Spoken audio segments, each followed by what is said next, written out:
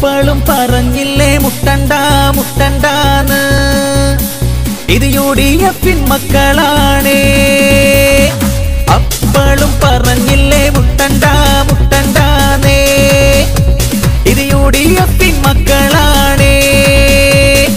അപ്പളും പറഞ്ഞില്ലേ മുട്ടണ്ട മുട്ടണ്ടാന്നേ ഇത് UDF മക്കളാണേ ഇത് UDF മക്കളാണേ